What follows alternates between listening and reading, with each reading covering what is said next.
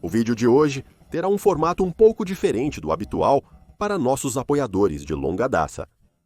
Vamos cobrir os 10 principais dos métodos de tortura e execução mais perturbadores empregados ao longo da história. Não é uma lista top 10, mas gostaríamos muito de saber nos comentários qual você acha que é o pior e por quê.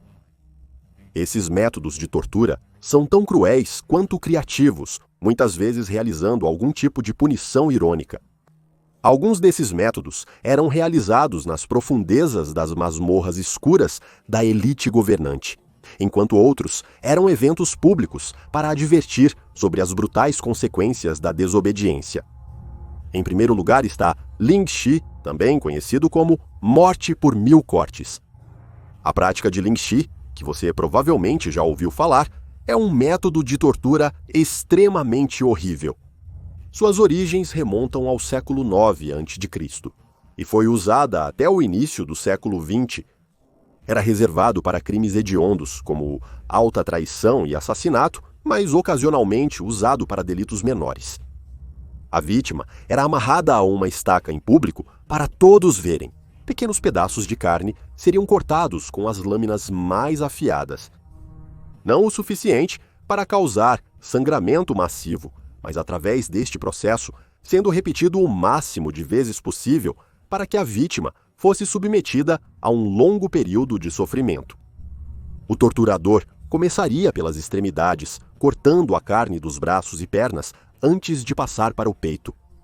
O processo durava cerca de 20 minutos e uma dúzia de cortes antes que a pessoa sucumbisse devido à perda de sangue. Embora, se a família da vítima conseguisse subornar o torturador, o primeiro corte ofereceria uma morte mais rápida. No entanto, há registros de casos em que foram administrados até 100 ou mesmo 3.000 cortes, com o procedimento durando horas. Mesmo após a morte, os cortes geralmente continuavam para desrespeitar ainda mais o corpo e humilhar a vítima. Segundo as crenças de Confúcio, é tabu cortar ou modificar o próprio corpo. Portanto, Lingxi seria uma punição tanto espiritual quanto física. Número 2. A águia de sangue. A águia de sangue era uma tortura utilizada pelos invasores vikings já no século IX. O ritual envolvia a vítima sendo mantida nua, de bruços, enquanto de maneira ritualística, outro viking cortava ao longo das costas com uma espada curta ou machado. O objetivo era separar as costelas do pescoço até o lombo. Uma vez que as costelas fossem separadas, elas seriam puxadas para fora para formar as asas de uma águia. O toque final era puxar os pulmões através do buraco aberto nas costas e depois drapejá-los sobre as costelas. Se você assistiu Midsommar, sabe exatamente do que estou falando. É justo dizer que o nível de trauma infligido resultou em uma morte rápida da infeliz vítima.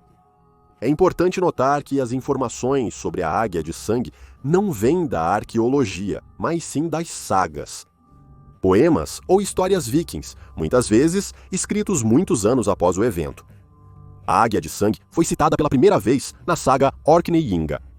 Muitas vezes, essas histórias são carregadas de simbolismo e envolvem figuras lendárias.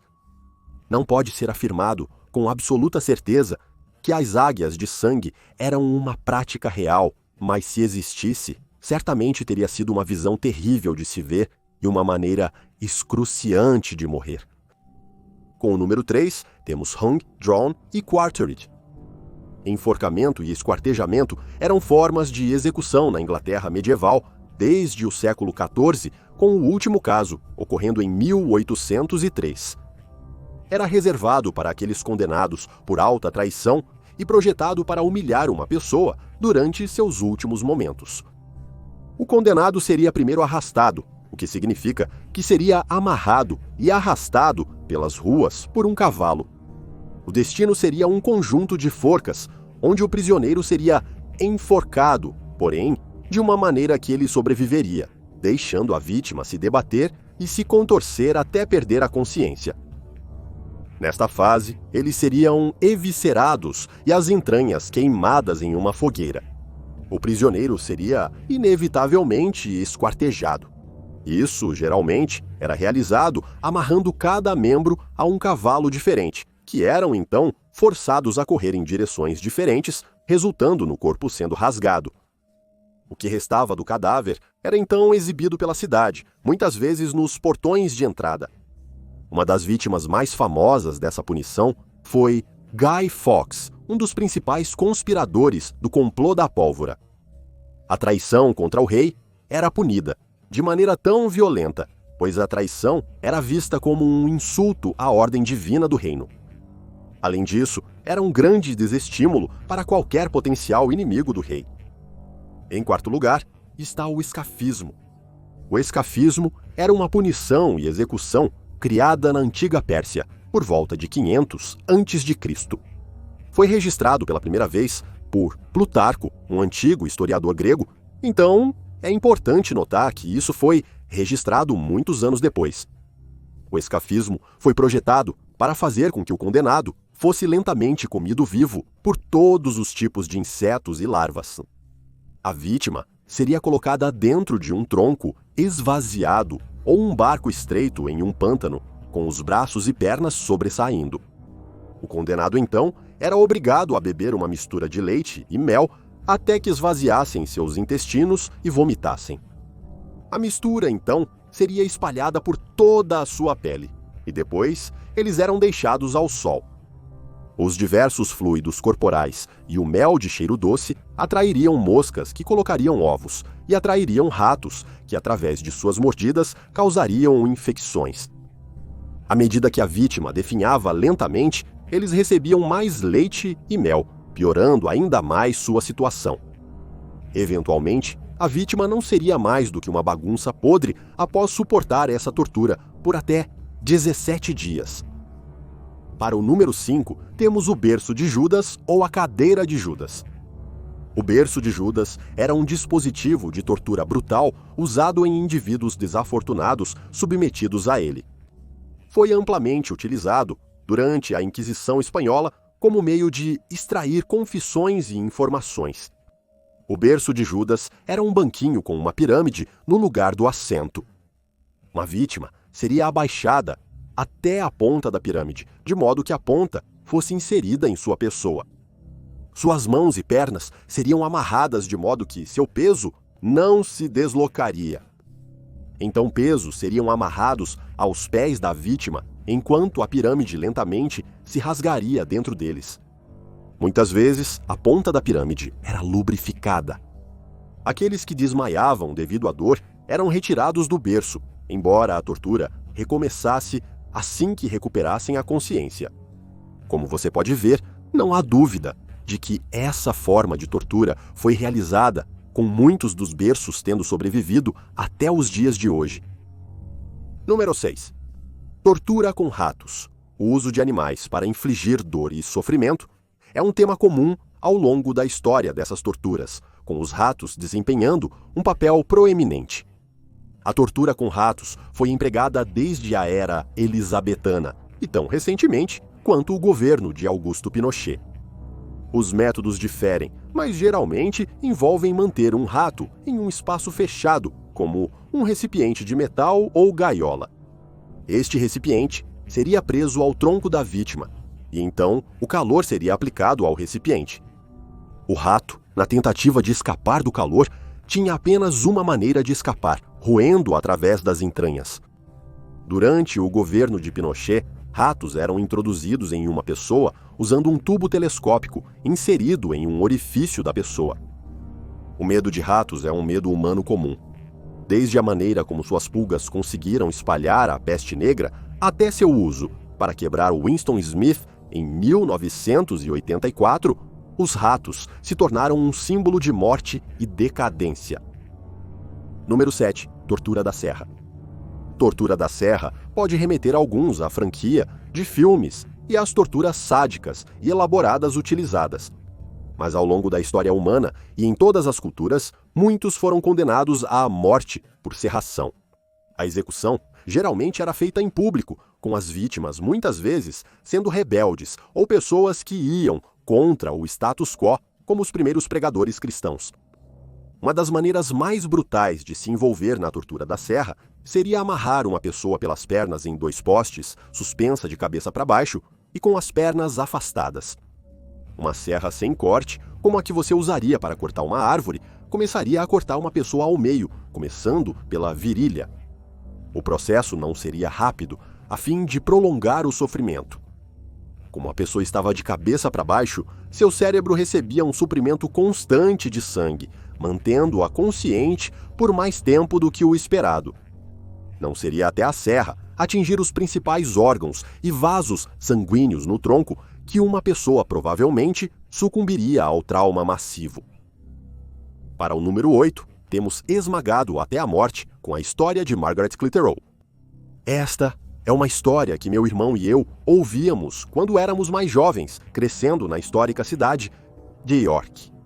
Durante as purgações católicas dos anos 1500, Margaret foi condenada por abrigar padres que viviam escondidos. Após ser condenada, ela foi sentenciada à morte por esmagamento, apesar de estar grávida de seu 4º filho. Margaret foi despida e teve um lenço amarrado em seu rosto. Ela então foi feita para deitar sobre uma pedra afiada do tamanho do punho de um homem na parte inferior de suas costas.